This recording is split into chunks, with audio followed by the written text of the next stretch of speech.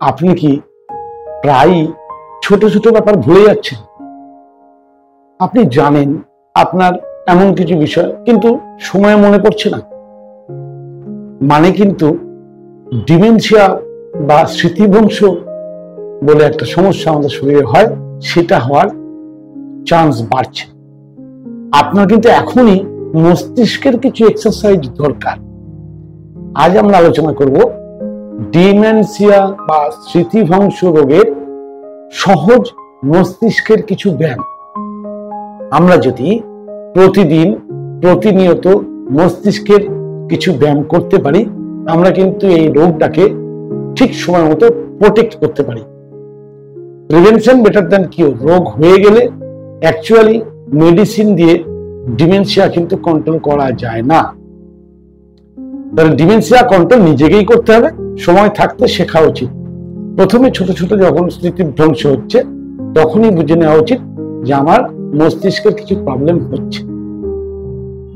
বয়সের সঙ্গে সঙ্গে কি হয়, মস্তিষ্কের টোটাল ফাংশনে কিছু কেমিক্যাল ইমব্যালেন্স হয়, কিছু আমরা ফিজিক্যাল এক্সারসাইজ করি না, বা পলিউশন, স্ট্রেস, এরকম বিভিন্ন কারণে আমাদের মস্তিষ্কের মধ্যে কিছু সমস্যা আসে। কিন্তু ভগবান এই মস্তিষ্কের হাড়ের খুলির ভেতরে ব্যায়াম করার তো কোনো পদ্ধতি সাধারণত বলেননি, কিন্তু মস্তিষ্কেরও ব্যায়ামের প্রয়োজন আছে।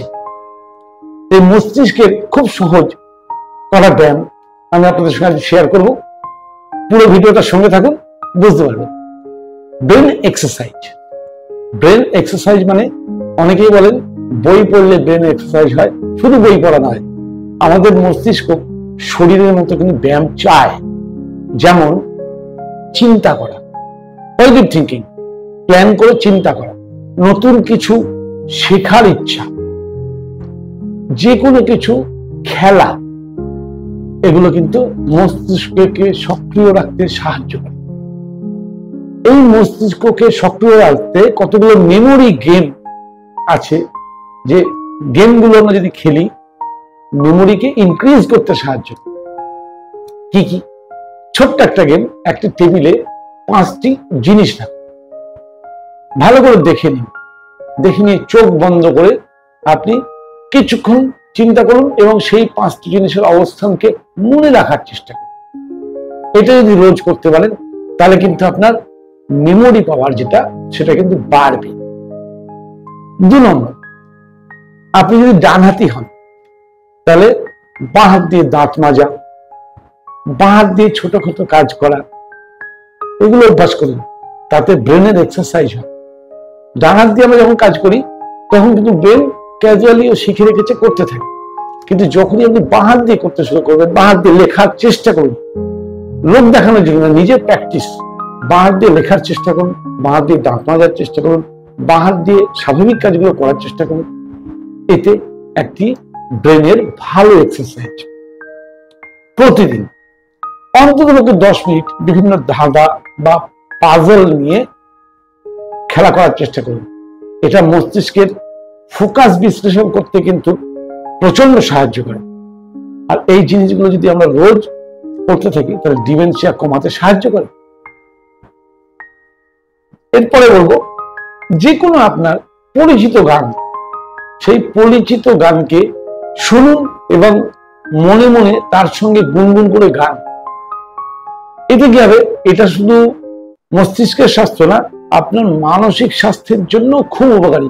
এতে আপনার মস্তিষ্কে আনন্দের অনুভূতি হবে এবং ফেলে আসা কিছু পুরনো স্মৃতিও আপনার মনে জাগিয়ে তুলবে, যেটার মন্থন করে আপনার ব্রেনের কিন্তু একটা ভালো এক্সারসাইজ হবে। এবার আসছি লাইফস্টাইলের কিছু ভুলের কথা। লাইফস্টাইলের পরিবর্তনও কিন্তু এক্ষেত্রে খুব দরকার।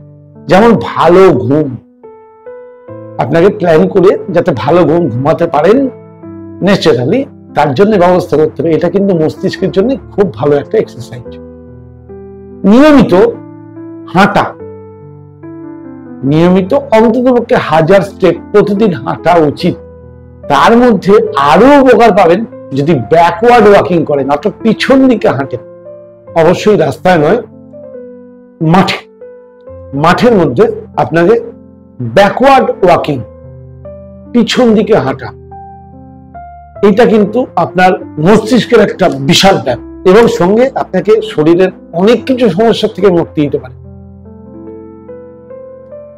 আপনার ভেজিটেবল র ফর্মে, ভেজিটেবল উইথ ফাইবার, এটা মাথায় রাখবেন। আপনি যদি বেশি করে খান এবং ওমেগা 3 ফ্যাটি অ্যাসিড রিচ যে খাবারগুলো আছে সেই খাবারগুলো যদি বেশি করে খান তাহলে কিন্তু আপনার মস্তিষ্ক সুস্থ থাকতে সাহায্য করে। স্ট্রেস কমানোর চেষ্টা করুন। স্ট্রেস আপনার ডিমেনশিয়াকে আদর করে নিয়ে আসে, অর্থাৎ স্ট্রেস থেকে নিজেকে দূরে রাখার চেষ্টা করুন। স্ট্রেস তো অবশ্যই আমাদের জীবন সঙ্গী। স্ট্রেস কমানোর জন্য কতগুলো আমি স্বাভাবিক ক্রিয়ার কথা এখানে আলোচনা করব। যেমন প্রতিদিন সম্ভব হলে কিছুক্ষণ অন্তত 15 মিনিট শ্বাসের প্রতি ধ্যান দিন, মনোনিবেশ করুন। আপনার শ্বাস বেরোচ্ছে, শ্বাস গ্রহণ করছেন, এটা বোঝার চেষ্টা করুন, যেটার আর একটা নাম প্রাণায়াম। তাহলে প্রাণায়াম অভ্যাস করুন, অনুলোম বিলোম এবং ভ্রামরি প্রাণায়াম, শ্বাসের প্রতি ধ্যান পূর্বক যদি আপনি করতে পারেন, এটা কিন্তু আপনার ডিমেনশিয়া কমাতে মারাত্মকভাবে সাহায্য করে। ডিমেনশিয়া প্রতিরোধ করা সম্ভব যদি আমরা সময় মতো মস্তিষ্কের যত্ন নিই। আপনি আজই এই অভ্যাসগুলো করা শুরু করে দিন, কারণ তাতে আপনার ভবিষ্যৎ নিরাপদ হবে। কেমন লাগলো এই প্রোগ্রামটা জানাতে ভুলবেন না। যদি ভালো লেগে থাকে অবশ্যই চ্যানেলটাকে সাবস্ক্রাইব করবেন আর শেয়ার করে বন্ধু বান্ধবদের জানাবেন। আপনার মস্তিষ্ককে অবশ্যই ভালোবাসুন, কারণ এটাই তো আপনার সবচাইতে বড় সম্পদ। নমস্কার, আগামী ভিডিওতে আবার দেখা হবে।